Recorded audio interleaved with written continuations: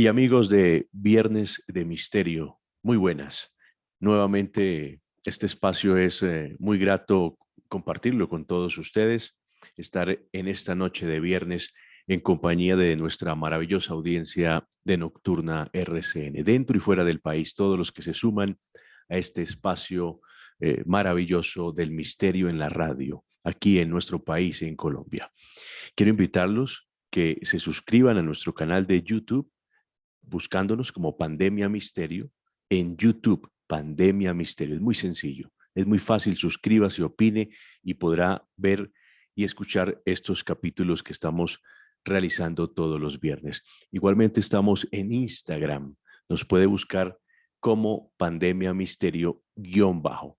Es sencillo, nos podemos comunicar, ustedes nos envían sus mensajes y aquí desarrollamos varios de los temas que ustedes nos sugieren. Mi Twitter, @da Reyes Prieto. Y tenemos un podcast en iVoox que se llama Sentido Radiofónico. Si quiere, también nos puede escuchar por esa vía. Un invitado hoy de lujo desde nuestra madre patria, desde la vieja España, la vieja Europa, allí donde está nuestro invitado. Y hay un tema muy interesante que quiero que todos estemos muy atentos porque muchos nos han sugerido este tema y por eso tenemos a este gran invitado esta noche. La Biblia, ese texto sagrado tanto para cristianos como para judíos. Recuerden que ese Antiguo Testamento es muy estudiado por la comunidad judía y el Nuevo Testamento, que es el libro por el cual nosotros, los cristianos católicos, pues o hemos bebido toda esa tradición cristiana.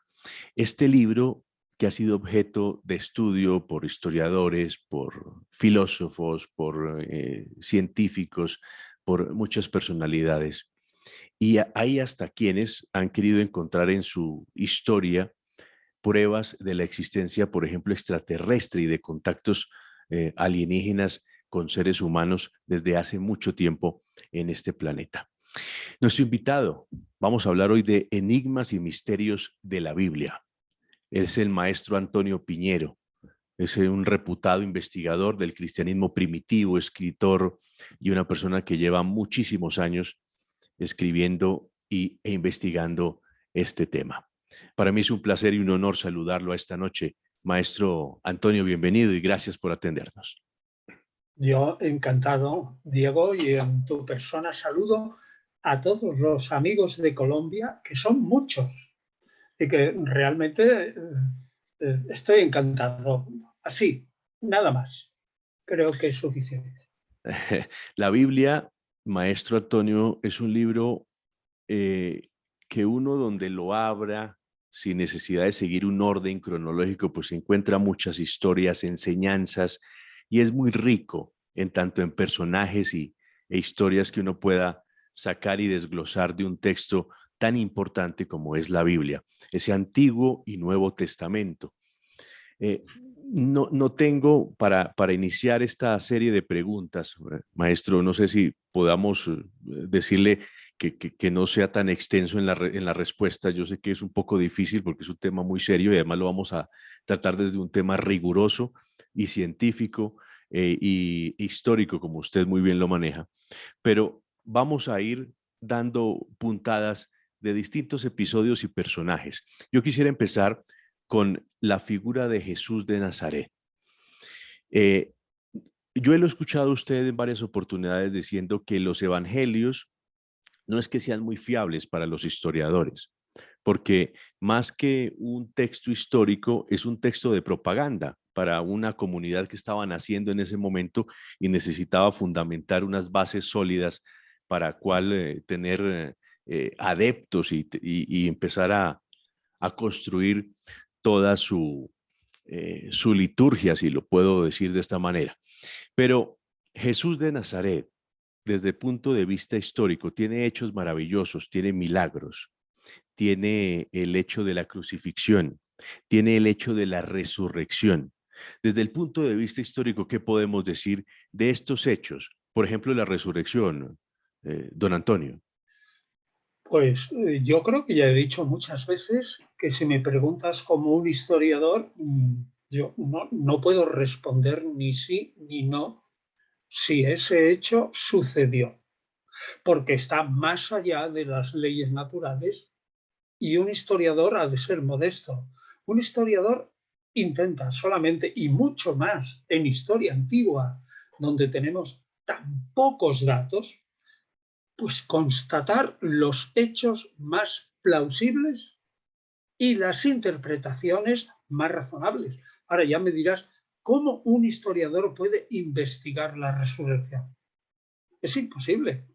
Hay ahora algunos teólogos católicos que en su biografía de Jesús ni incluyen la infancia, porque afirman que la mayoría de los datos de la infancia de Jesús son legendarios, y se paran en la resurrección.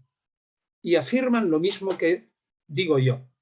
Sin la creencia firme en ese hecho, repito, sin la creencia firme en ese hecho, que se explica por el impacto de Jesús de Nazaret tras su muerte sobre sus discípulos, sin esa creencia firme no hay cristianismo.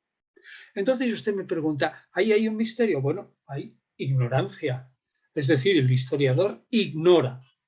Pero el historiador lo único que dice, y creo que la gente estará de acuerdo, es cuáles son las condiciones de posibilidad para que unos individuos, sobre todo los varones, que huyen tras la muerte del maestro, en relativo poco tiempo, se arrepientan de esa huida, recuerden al maestro como un hombre maravilloso y es más, están absolutamente convencidos de que ha resucitado. Bueno, pues lo que dice el historiador, estamos en el Mediterráneo oriental, estamos en Israel del siglo I. ¿Cuál era la mentalidad de la gente? ¿Pensaba la gente que era posible la resurrección? ¿Cómo lo expresaba? ¿Había otros casos de resurrección? ¿Cómo creían tanto los judíos estrictos como los seguidores de Jesús, como los paganos piadosos o los romanos piadosos, que la gente podía resucitar? ¿Es eso posible? Entonces el historiador dice, reuniendo todos los datos, es fácilmente afirmable que en el ambiente del Mediterráneo oriental en el siglo I, la gente creyera firmemente que un personaje de mucha entidad habría resucitado. Y se acabó. Claro. Yo no puedo decir más, ni puedo criticar a quien lo crea, ni puedo tampoco criticar a quien no lo crea. Afirmo sinceramente que sobrepasa mis conocimientos, Es verdad. pero no me mantengo respetuoso. Don Antonio, el tema contrario es el tema de la crucifixión, que sí tenemos más datos, porque históricamente sabemos que los romanos sí tenían esta forma de castigo o de muerte muy cruel y que era relativamente generalizado para la época. Y el tema de la crucifixión, sí, no hay discusión desde el punto de vista histórico que Jesucristo o Jesús de Nazaret mejor fue Mejor crucificado. fue. Hombre, yo creo que sí. Si la crucifixión no hubiese existido, sospecho que uno de los pilares del cristianismo actual, que es la interpretación de ese Jesús de Nazaret crucificado y resucitado por parte de Pablo de Tarso, sería prácticamente imposible que un individuo que está presentando, digamos, al Salvador del mundo, vaya a inventarse ante esas gentes del Mediterráneo oriental que el Salvador del mundo ha muerto a manos de sus connacionales por la ley romana y en una pena de muerte con una crucifixión totalmente romana siendo el judío. Es que es absurdo inventar eso. Es decir, el problema del judeocristianismo es todo lo contrario. El hecho es tan evidente que no puedo negarlo. Ahora yo buscaré en las Escrituras a ver cómo se explica que el Hijo de Dios o el Mesías haya podido terminar de esta manera. Y entonces se monta una explicación teológica de ese hecho. Pero repito, la explicación teológica está motivada por la imbatibilidad del hecho. No se puede negar. No se puede negar. Yo creo que es lo más evidente que hay porque nadie se tira piedras a su propio tejado. Claro. Don Antonio, el momento, esa Palestina en la que vive Jesús, tiene pues muchos matices. Recordemos, está invadida por un imperio romano. Mm, hay muchos movimientos que se pueden llamar nacionalistas que se estaban conformando en esta época y algunos se preguntan si Jesús de Nazaret tuvo afinidad o pudo haber pertenecido a alguno de estos grupos. Digo algunos, esenios, nazareos, los mismos celotas. Recordemos que integrantes de sus 12 discípulos pues promulgaban con muchos principios de este movimiento. Él pudo, históricamente, ¿existe alguna prueba de que pudo haber Bueno, pertenecido? históricamente es difícil hacer una prueba estricta porque los evangelios, sobre todo el de Mateo y Lucas, presentan a un Cristo pacífico, sin duda alguna. Esa es, digamos, la parte de propaganda. Ahora bien, sin embargo, los evangelistas son también historiadores y hay algunas, digamos, circunstancias o algunos hechos que no, tampoco pueden negar. Entonces, leyendo críticamente a los evangelios, si no pruebas, que sí tenemos una, por ejemplo, los romanos no mataban a cualquiera, y menos en Israel o en Palestina, donde la gente se sublevaba contra el poder romano, pero con cierta facilidad. Entonces, si los romanos no mataban a la gente y a los judíos, por cualquier causa, y encima emplearon un sistema que llevaban ya años sin emplearlo en la Palestina del siglo I, años, entonces algo tuvo que ocurrir. Y digo, los romanos solo crucificaban a aquellos individuos que o bien eran esclavos huidos repetidas veces, promocionantes de la huida de los esclavos o sediciosos contra el poder constituido del imperio. No parece que Jesús fuera un proclamador de que los esclavos huyeran, de que se acabara el sistema esclavista, pero tú mismo has dicho que dentro de los 12 discípulos, ¿cuáles son los íntimos? Yo creo que la gente sí ha reflexionado. El íntimo era el roca, el duro. O sea, el Pedro. tipo, el roca, que es Pedro, ¿no? Luego tiene a un tal Simón, que era un celota, pero celador de la ley. Ojo, el partido celota como tal no existía en tiempo de Jesús. Se formará unos 30 años después de su muerte, pero el celotismo, es decir, defender, si es posible, con las armas la ley de Moisés, eso sí existía. Bueno, y otro, los Santiago y Juan. O sea, tenemos tres amigos íntimos. Pedro, que era el roca, y Santiago y Juan, que eran los hijos del trueno. Aquellos, digamos, que piden, también enfurecidos, que caigan llamas ardientes, ascuas ardientes del cielo contra una ciudad samaritana, porque no admiten a Jesús como huésped cuando va de camino a Jerusalén. Bueno, si un individuo tiene 12 discípulos que representan a las 12 tribus de Israel y por lo menos cuatro tienen unas connotaciones de nacionalismo fortísimo, yo creo que es evidente que el maestro tenía que comulgar de alguna manera. Digo de alguna manera, porque ya digo que generalmente, O salvo simpatizar. indicios, no existen, digamos, testimonios, salvo, por ejemplo, digamos el caso Getsemaní, ¿no? Pero también Mateo y Lucas presentan al Jesús diciendo, oye, Pedro, deja... Bueno, Pedro aparece solo en el cuarto evangelio, ¿no? Antes es un innominado. Y le dice, no, no, deja la espada porque el que espada mata, tal. Nada, niega la violencia. Pero realmente eso fue un acto de resistencia armada. Es evidente también, en mi opinión, leyendo críticamente los evangelios, que un individuo como Jesús de Nazaret, que viene de Galilea, que entra en el patio de los gentiles, donde podía haber 2000 personas, donde había cambistas, bastantes mesas con cambistas y con ventas de animales pequeños. Los animales grandes en el momento de Jesús se vendían fuera, probablemente en el Monte de los Olivos. Vamos a ver, ¿cuánto habría durado un individuo que tiran las monedas de los cambistas por el suelo? No habría durado ni 15 segundos, vamos, enseguida, porque además esos cambistas iban armados. Es decir, defendían su dinero con gente que estaba alrededor, que estaban armados, sin duda alguna, en legítima defensa, porque había mucho dinero en el templo.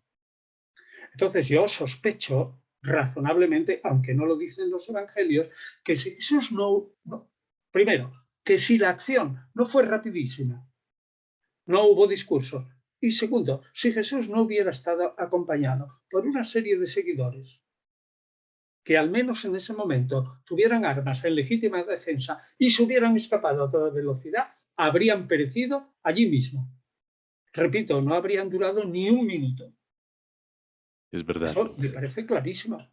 Claro, además recordemos que estos elotes, estas personas que tenían un sentimiento muy profundo nacionalista y querían la liberación de esa Palestina, de las manos del Imperio Romano, Sin duda utilizaban, alguna. utilizaban un cuchillo corto que algunos historiadores dicen que se llamaba el Sica y que Bueno, de es ahí, latín. y Sica es como sería una navaja corta claro, o una daga. y de ahí viene nuestro término que utilizamos en el castellano de sicario. Exacto. Y Sica con dos Cs, ¿eh? Sica. Bueno, sicario abreviamos. sí, don Antonio, otro personaje que me ha llamado mucho la atención revisando uno esa historia bíblica es Barrabás. El procurador romano lo quiso utilizar como moneda de cambio para la muerte, para la condena o salvación de Jesús. El pueblo pidió la liberación de Barrabás y finalmente Jesús es crucificado. Pero ¿qué se puede saber de Barrabás? ¿Qué más se puede? Las menciones que se hacen de Barrabás son muy efímeras, muy tenues allí en los evangelios. Es uno de los episodios en que hay bastantes investigadores independientes que lo tachan como puramente legendario. Es decir, como algo no existente. Y las razones, en toda la historia de Roma, y dicen, la hemos revisado, todo el conjunto de la investigación absoluta y detenidamente, no encontramos ningún caso en el que un procurador romano, aún sedicioso, convicto y confeso, lo liberara por Pascua. Hay algunos perdones, etcétera, pero no son iguales. Eso por una parte. Segundo, lo de Bar Abbas, hijo del padre. Han pensado algunos que ahí hay una especie de duplicación de la persona de Jesús. Es decir, de alguna manera, por salvar el episodio, como Marcos habla en el capítulo 14 claramente que hubo un motín con el resultado de un muerto romano y que estaban en la cárcel. ¿Usted cree que un procurador romano va a liberar a un sedicioso cuya sedición había tenido como resultado la muerte de un soldado romano? Vamos, es totalmente absurdo. O sea, ni existe esa costumbre testimoniada y las circunstancias son absurdas. Y tercero, la pintura que nosotros conocemos de Poncio Pilato a través de Flavio Josefo y a través del filósofo Filón de Alejandría es la de un hombre cruel, serio, sanguinario, absolutamente celoso de su poder. Ese señor se va a jugar el puesto para liberar a un sedicioso, porque son los dos, tanto Barrabás como Jesús, y va a permitir que el pueblo elija uno a otro. Es absolutamente inverosímil. Es decir, yo me encuentro entre los que opinan que ahí hay una historia probablemente inventada a propósito de un posible motín antes de la captura de Jesús, cuyas noticias no son claras.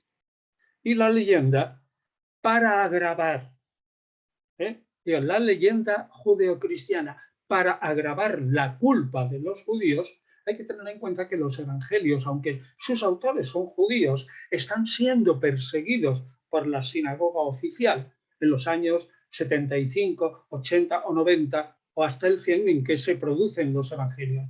Evidentemente, estos judeocristianos que escriben los evangelios presentan a sus perseguidores en una mala luz. Entonces, la leyenda oscura de un motín, el motín, que debió ser muy sonado, porque Marcos no dice un motín, sino el motín, es decir, habla de algo sabido, y de que se presenta al pueblo a Jesús como un sedicioso y le permite al pueblo elegir. Vamos, no tiene ni pies ni cabeza. Es decir, yo no lo creo. Repito, ahí hay una leyenda nacida de la oscuridad de ese motín y de la necesidad de los evangelistas de achacar la muerte de Jesús no a los romanos, sino a los judíos, porque estaban predicando a Jesús con poco éxito a los judíos y con relativamente éxito entre los paganos. O sea, no se puede atacar, digamos, a la mano que me ofrece ayuda, que es el imperio en ese momento. Qué interesante.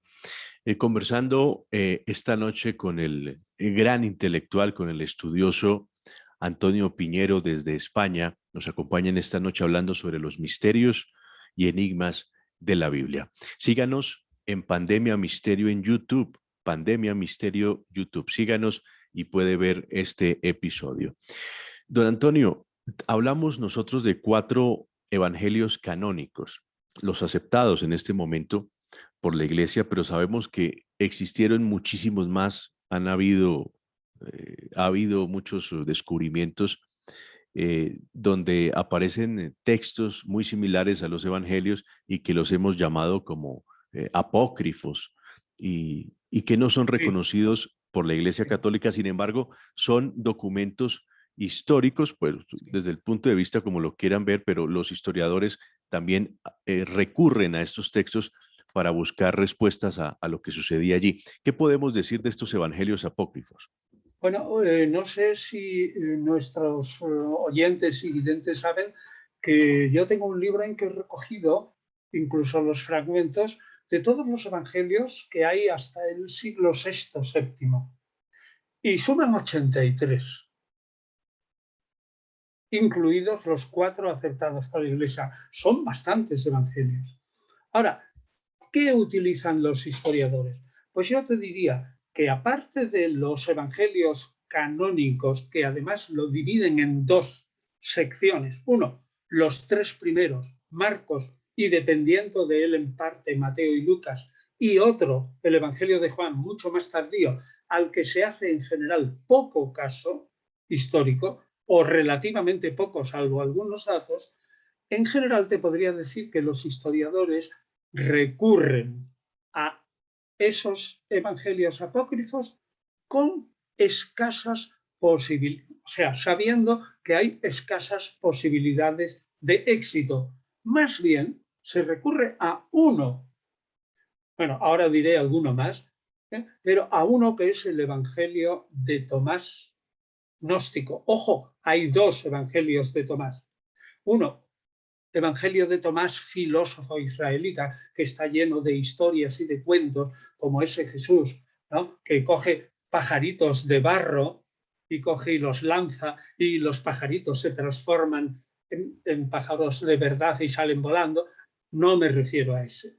Me refiero al Evangelio de Tomás gnóstico, que tiene 114 sentencias en las que habla Jesús y que nosotros lo conocíamos en parte por fragmentos griegos descubiertos sobre todo en Egipto, en Oxirrinco, y que luego se descubrió completo en traducción al copto, es decir, al egipcio, una traducción del siglo IV entre los manuscritos de Nag Hammadi, Nahmadi, Nag Hammadi, descubierto en 1945. Ese evangelio sí es interesante, porque se discute si conserva algunos datos que los evangelios canónicos no conservaron, o alguna memoria más primitiva que la versión de los evangelios. Pero la discusión es inmensa y no acabará nunca. Ahora, yo digo una cosa, que no la oirán en general y que no la verán en las críticas. El Evangelio de Tomás gnóstico pertenece a una escuela religiosa cristiana que se caracteriza por comentar y entender textos sagrados anteriores que los cristianos corrientes no entienden bien. ¿Me explico? Es decir, normalmente una secta gnóstica, judía o cristiana lo que hace es interpretar, dicen ellos, por una revelación especial, textos que otros cristianos medios, es decir, semi-ignorantes, que no han tenido la revelación espiritual que yo gnóstico he tenido, y lo comentan. Pero existen esos textos previos. Ese es un argumento poderosísimo, poco manejado por los historiadores, de que el Evangelio de Tomás es sobre todo confirmatorio de unas sentencias de Jesús que ya existían antes, aunque él confirma que esas sentencias son de Jesús y con algunas variantes interesantes. ¿Me explico?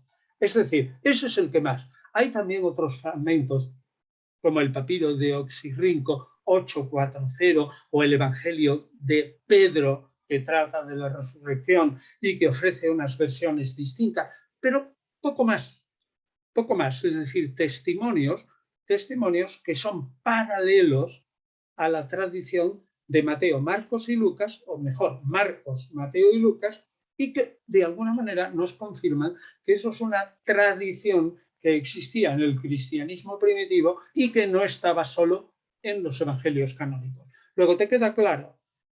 Esos historiadores de los que tú hablas apenas utilizan los evangelios apócrifos porque, uno, son muy tardíos, dos, contienen muchas leyendas y tres, la mayoría probablemente, y yo diría que el Evangelio de Tomás gnóstico, suponen la existencia de un texto semisagrado previo de palabras de Jesús. Es decir, Claro. son textos secundarios, dependientes. Claro, así como vemos, encontramos leyendas en esos textos, en estos evangelios tardíos que se escribieron muchos años, varios años después de la muerte de Jesús. ¿Qué podemos decir, por ejemplo, del Antiguo Testamento? Hay leyendas y hechos que uno no podría explicar ni comprender sino a la luz de la fe. Por ejemplo, se me viene a la mente el tema de este objeto, el Arca de la Santa Alianza, que ha dado para mucho. Por ejemplo, toda la trama de los templarios que ya hemos tratado aquí en el programa, que fueron a Tierra Santa y allí en un lugar, se supone que las caballerizas del Templo de Salomón encontraron el Arca de la Santa Alianza y ahí se desglosa cualquier cantidad de leyendas y de cuentos fantásticos que son maravillosos, pero que no tienen un sustento histórico fuerte. ¿Qué se puede decir de, por ejemplo, de ese objeto del Arca de la Santa Alianza que se refleja en el Antiguo Testamento. Vamos, yo diría que toda la historia de Moisés, bueno, y si quieres antes, partamos no desde Adán, sino desde Abraham, ¿no? Moisés y la servidumbre en Egipto y la salida de Egipto conducidos el pueblo por Moisés, es una historia sobre todo legendaria. Es decir, no conozco a ningún autor serio, y ahora viene, luego no me escapo de lo de la alianza, que es posterior, en parte. No conozco ningún historiador serio que a toda esa, llamémosle, historia, entre comillas, del Éxodo, le dé una credibilidad histórica seria.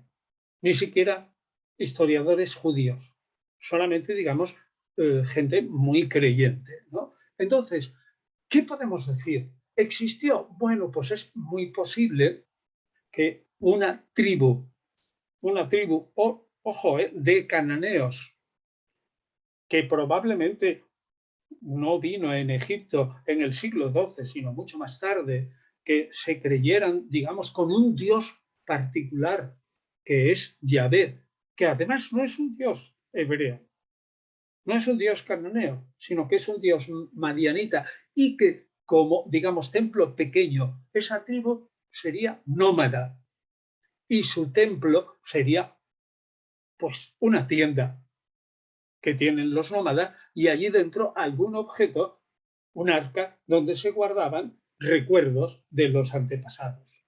Eso es perfectamente plausible. Todo lo demás, alrededor de Moisés, la salida en tiempo de Ramsés II, es decir, aproximadamente en el siglo XII a.C., el paso del Mar Rojo, los 40 años bajando por el desierto hacia el sur y luego subiendo hacia el norte y entrando en la tierra prometida desde el este, no desde el oeste, sino desde la actual Jordania, todo eso es totalmente mítico, absolutamente mítico. Y no hay más que leer la Biblia desenterrada de Silberman y Finkelstein. Estos dos son arqueólogos israelitas. Bueno, les ha caído encima una losa, ¿no? Pero son los que han dicho, hemos peinado toda esa zona del desierto que describe la Biblia para ver si encontramos con varas enormes. Ya sabes que la arena, arqueológicamente, por ejemplo, de hace 2000 años, pues en Colombia o en la península ibérica, pues resulta que los estratos de la arena que se va fijando encima y de la tierra pueden ser de 2, 3, 4 metros. Bueno, entonces, en el desierto puede haber ocurrido más por las arenas y tal, y con varas y con instrumentos de precisión han intentado encontrar algún resto del paso, no de 600.000 hebreos, es decir, 1 millón de hombres, o sea, 1 millón o 2 millones de personas, que es imposible, pero algunos restos, y no han encontrado nada de esa época. Lo único que se ha encontrado es en el siglo VII antes de Cristo. El siglo VII no es el siglo XI. Pero sí sabemos que en tiempo del rey Josías, que está en el siglo VII, una cámara, una camarilla de gente en torno al rey, está recogiendo las leyendas de Israel para fundamentar de una vez, es decir, para que el pueblo de Israel tenga su propia historia pasada. Es decir, lo que vienen a decir estos investigadores es, uno, que la arqueología no miente y que es, digamos, la suprema verdad o por lo menos la confirmación de los textos en historia antigua y que por lo tanto todo eso es una leyenda. Así que el Arca de la Alianza es solo plausible en un pueblo nómada, probablemente en el siglo VII, con un arca y una tienda, evidentemente, que tenía por divinidad a un dios que era madianita, no era no era cananeo como eran los hebreos, es decir, no pertenecían al norte de Israel, sino del sur, es decir, de fuera de Israel. Y yo diría que es plausible que una tribu nómada tuviera algo, pero de ahí a la historia que nos cuenta todo el Éxodo, ¿eh? El Éxodo y todo números y todo eso y tal, pues eso, hay un mundo. Repito, no veo a ningún historiador serio que lo admita como un hecho real. Sí, don Antonio, hay investigadores, arqueólogos que han encontrado, algunos dicen, de la posibilidad de que sí haya existido, por ejemplo, un gran diluvio o una gran inundación en la zona de la Palestina, de todo ese Medio Oriente, y, y tanto así que no solo es un episodio del Arca de Noé, en el Antiguo Testamento, sino también si nos remontamos a culturas como los sumerios, como los arcadios, pues muchos de ellos en sus culturas, tanto orales como los que tenían escritura, pues Claro, hablaban perfectamente de la de un existencia diluvio. de un diluvio. Vale, aceptémoslo que hubo un diluvio, ¿vale? Pero ¿qué pruebas tenemos nosotros de esto? Se han hecho 1000 hipótesis, 1000 o 2000. O por ejemplo, la famosa explosión del volcán de la isla de Tera, ¿eh? Que provocó un tsunami impresionante que arrasó todas las costas del Mediterráneo. Ya saben, la isla de Tera es la actual Santa Irene, Santorini, ¿no? Uh -huh. Que el volcán partió la isla en la mitad y se ve todavía. Vamos, el volcán está allí y las aguas son relativamente poco profundas, ¿no? Eso produjo una explosión tan fuerte o más como el tsunami que asoló, el famoso tsunami de Japón, que llegó pues no sé, a muchos sitios lejanos tremendamente. Bueno, pues es posible que se conservara en la memoria. Eso es una hipótesis, la explosión del volcán de Tera o algo parecido. Muy bien. Sí. ¿Y qué más? A ver, ¿qué más? Pues todo lo demás, hay que decir, son adornos legendarios que cada cultura, sobre el recuerdo de un gran tsunami en todo el Mediterráneo oriental, se fue formando, y tú lo has dicho muy bien, tanto en Sumeria, fundamentalmente es un mito, o bueno, un trasfondo de un mito sumerio. Y el diluvio bíblico está tomado, sin duda alguna, de esa cultura sumeria que pasa a los acadio-babilónicos, porque los sumerios tienen una lengua que no es semita, pero los acadios y babilonios son semitas.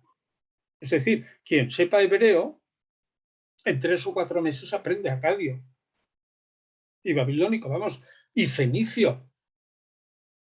Y las lenguas semitas, por suerte, son relativamente parecidas y estables, es decir, que tú estudias árabe clásico y tienes un instrumento para conocer, por ejemplo, el etíope Mm. clásico perfectamente. Es decir, que en ese ámbito semita de una lengua común, ahí ese tsunami del pasado se adornó con muy diversas leyendas que ya existían en la cultura anterior, que era sumeria, que era otra lengua distinta. Bien, o sea, ¿hubo un trasfondo? Posiblemente. Pero ¿qué se pierde en la memoria de siglos y milenios? Y las recogen las leyendas de muy diversas naciones. Nada Claro. más. En la actualidad, cuando uno visita Jerusalén, pues un lugar obligado para visitar es el Muro de los Lamentos, el Muro de las Lamentaciones, que dicen vestigio de lo último que quedó en pie, el único muro que quedó en pie de lo que era otrora el gran templo de Salomón. Se habla de este gran rey, No, del no, no, rey no, no, Salomón. no. No, no, no, no. No, no. El templo de Salomón fue destruido en el siglo VI, que sería una cosa pequeña. Es el templo post-salomónico, lo que se llama el segundo templo, que empieza a fundarse en cosa pequeña, en tamaño muy pequeño, en torno al siglo V, IV antes de Cristo, pero que Herodes el Grande, es decir, aproximadamente unos 30 años antes del nacimiento de Cristo, de Jesús de Nazaret, mejor, dejemos Cristo para la teología, ¿no? Pues Herodes lo reconstruyó. totalmente, totalmente, pero no como el templo de Salomón, sino como el templo post-salomónico de la vuelta del destierro, el templo de Esdras y Nehemías.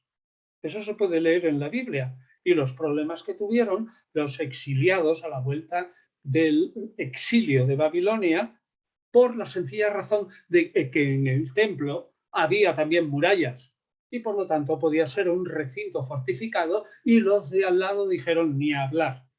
Eso no lo vamos a permitir a los judíos.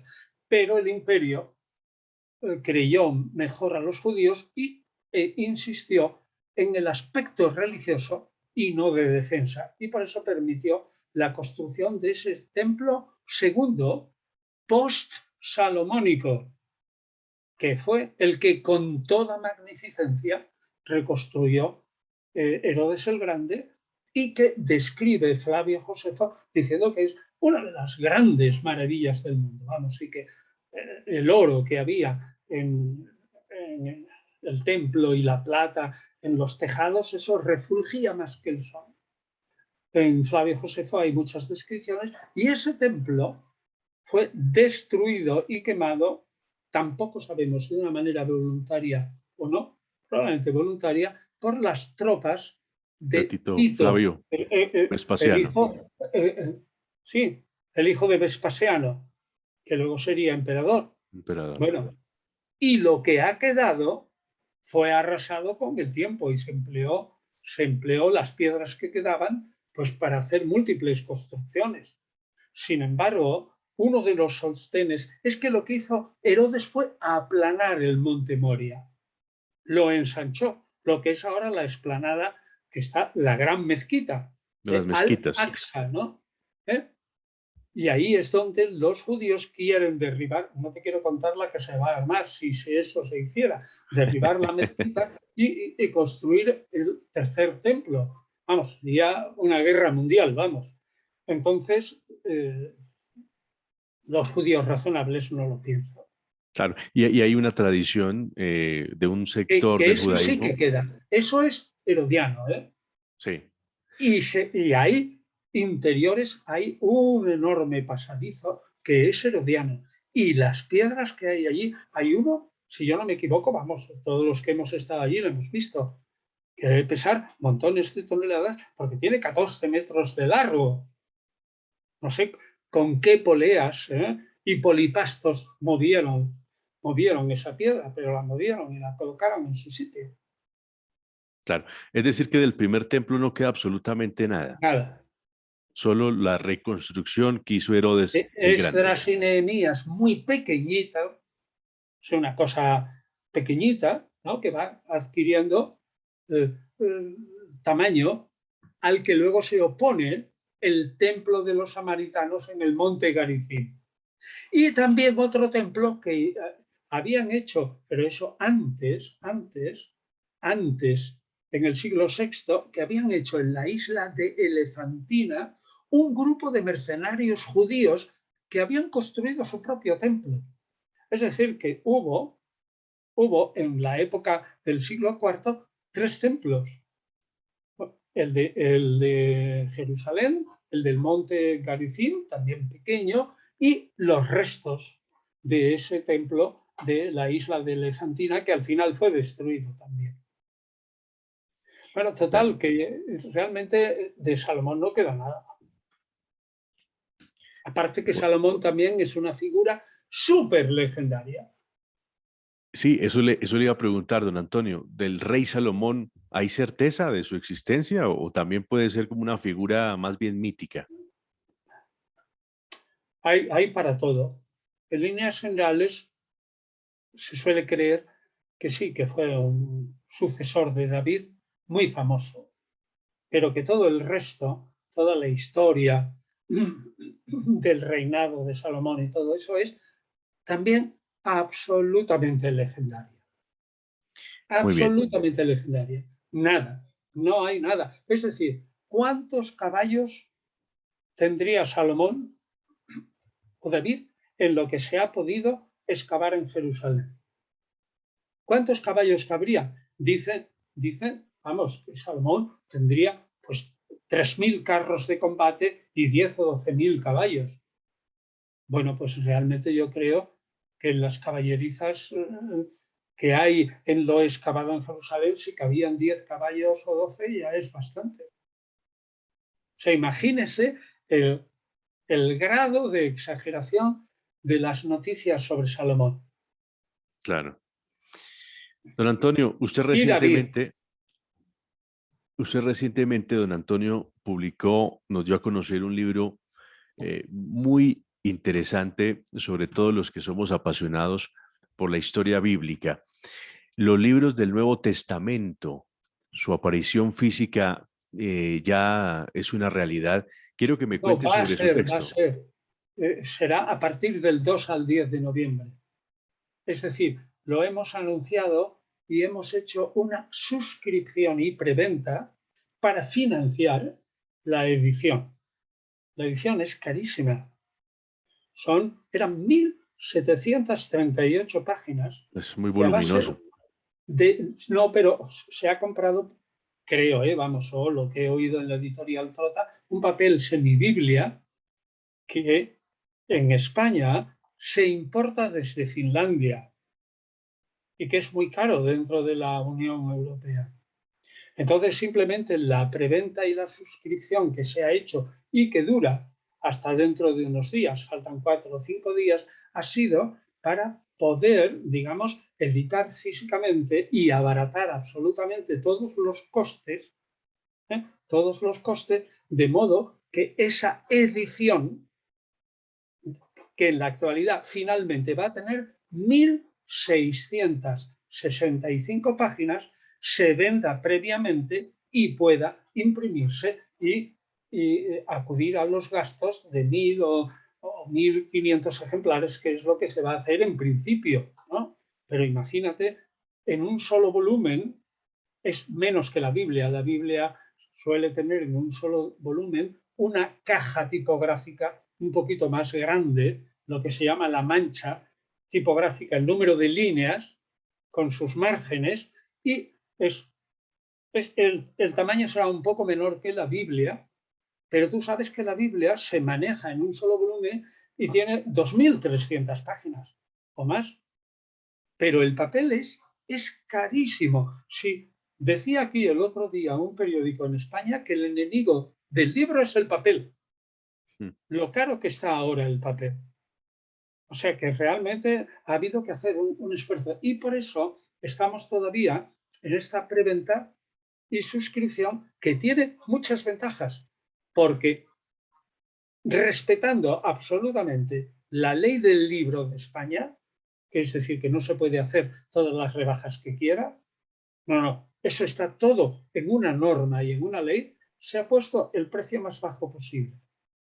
Los autores hemos renunciado prácticamente a casi, vamos, la mayoría, más de la mitad de los derechos de autor y alguno a todo.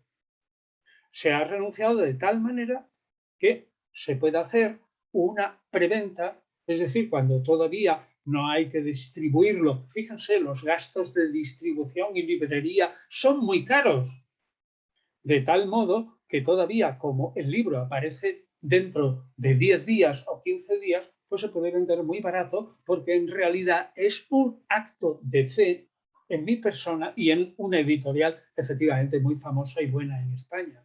Pero también es estupendo porque esa preventa consigue el libro mucho más barato, se envía por medio de una empresa de transportes a todas las partes del mundo.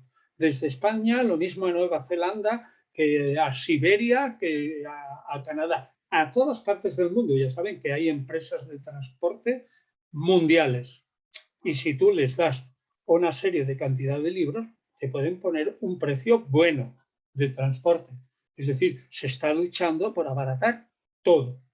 todo. Y la ventaja que tiene esta preventa suscripción es que yo me voy a trasladar a Madrid y voy a firmar todos y cada uno de los libros. Esto acabará dentro de unos 5 días, a no ser que el editorial, claro, tiene que cumplir los plazos de entrega y los envíos que ya están programados, que no deben salir más allá del 10 de noviembre. Y yo me tengo que trasladar a Madrid para firmarlo. O sea, y entonces me pregunta mucho la gente, bueno, ¿y cómo entro ahí? Digo, bueno, ahí, si uno mira en Internet lo descubre, pero yo voy a decir algo mucho más fácil, lo mismo que tú le dices a la gente algo fácil para tu canal. Claro, Si tú pones trota, es decir, de trotar, pero con 2 T's, al final,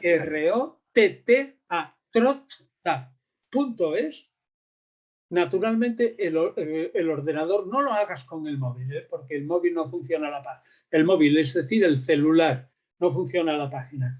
Pero con la computadora tú pones trota.es y te sale ya www y todas esas cosas, que es la página de la editorial, ¿vale?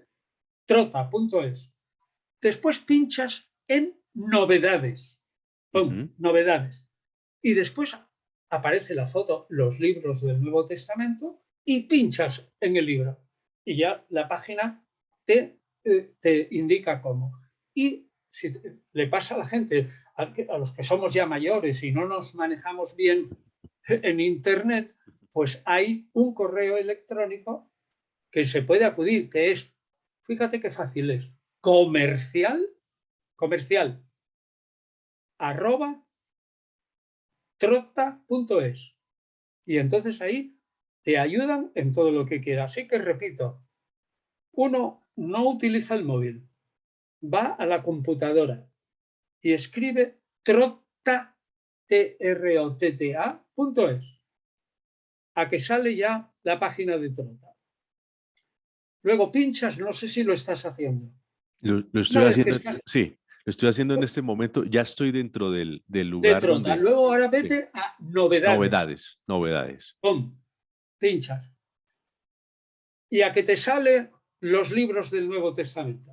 Está en primer lugar en la parte superior izquierda. Izquierda, pues lo pinchas, pínchalo. Dice los libros del Nuevo Testamento. Ya, ya estoy dentro. Ya Y estoy ya te dentro. sale ya esa página que tiene, la típica página de compra que tiene arriba a la derecha el carrito y todas las cosas. Es decir, que es sencillísimo, sencillo hasta para un tonto como yo, Sí, que 51 normal. euros. 51 euros es el valor de este. Un libro de 1665 páginas con papel Biblia, semibiblia, perdón. Vamos, es lo más barato que uno se puede imaginar. Es prácticamente un regalo. Que sepa que nosotros hemos prácticamente renunciado, ¿eh?, a más de la mitad de nuestros derechos de autor. Además, va a venir autografiado Sí, por sí. su autor, la persona que Bueno, conversa con nosotros. somos 3 personas más 2 traductores, en total 5, pero yo soy el editor literario, el que tuvo la idea, la parte del león, el que ha escogido a los 2 colaboradores principales y a los 2 traductores y correctores. Es decir, eso se llama editor literario, el que le presenta al editor práctico el libro, dice, bueno, aquí está.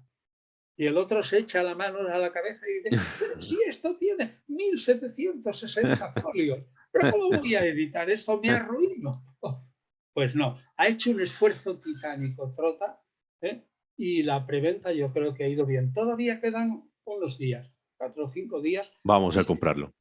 y yo Vamos a, creo que se puede comprar a ese precio. Y luego el porte será lo más barato posible, porque Trota se ha puesto en contacto con una empresa. qué bueno. Pero lo Vamos a mismo a conseguir Nueva Zelanda, ¿eh? Por supuesto, a Colombia y a México y a la a tierra cualquier parte austral del de mundo. Argentina o cualquier parte del mundo, o a Suecia. Igual, Los libros del Nuevo Testamento. Ya sabemos, trota.es, trota con doble T al final, trotta.es. Allí usted puede ingresar, cuando ingrese busca novedades y en la parte superior izquierda aparece el libro, los libros del Nuevo Testamento. Ahí está todavía abierta la preventa para adquirirlo de una manera muy económica, un libro de una investigación a los que nos gusta la historia bíblica, la figura de Jesús. Hay que tener este libro porque es un documento indispensable para entender este personaje maravilloso que cambió la historia de la humanidad en dos. Don Antonio. Yo te diría, Diego, que es Sí, verdad señor. que puede ser que yo quiera pecar de propaganda, pero te aseguro que no. Este es un trabajo de 3 personas de 5 o 10 años de toda la vida y te aseguro que si tú coges el volumen de los evangelios, hechos de los apóstoles, los 4 evangelios y los juntas, sale un librazo de 700 páginas o más. Sería, o sea, si apartáramos el resto, que está absolutamente al día. Y lo bueno es que es puramente histórico. Pero yo quiero insistir, es no militante, es decir, no lucha ni contra la inspiración ni contra la fe, no, sino que mucha gente te pregunta en los evangelios, bueno, ¿y esto que se pone aquí es verdad o es mentira? Los autores no decimos, sino, mire, hay diversas opiniones. Los católicos dicen esto por estas razones, los protestantes esto, los independientes esto otro. Y otros, pues dicen a lo mejor que todo es legendario. Usted ahí tiene las razones, escoja lo que quiera. Y esto sobre todo se ha hecho en los evangelios de tal manera que no se milita en pro, digamos, de algo que sea. No, no, no. Es algo puramente histórico. Es verdad que Así es es. laico, es verdad que es aconcesional, es verdad que no depende de iglesia alguna, pero es muy respetuoso para, digamos, alcanzar a la gente y que la gente tome la decisión propia con conocimiento de causa. Eso es lo que pretende el libro. Perfecto. Don Antonio Piñero, gran intelectual, y para mí es un placer haberlo tenido una vez más aquí en este programa. De verdad, le envío un abrazo, lo felicito, estaremos muy pendientes sobre la evolución del libro y vamos a adquirirlo y le agradezco mucho estos minutos para conversar de este tema tan apasionante como es los enigmas de la Biblia. Bueno, pues yo encantado, te agradezco mucho, Diego, a ti, a tus oyentes, a todos, a muchísimos colombianos, amigos míos, y que realmente les envío a todos un abrazo muy fuerte, muy fuerte, muy fuerte. Un abrazo, don Antonio. Feliz noche. Igual.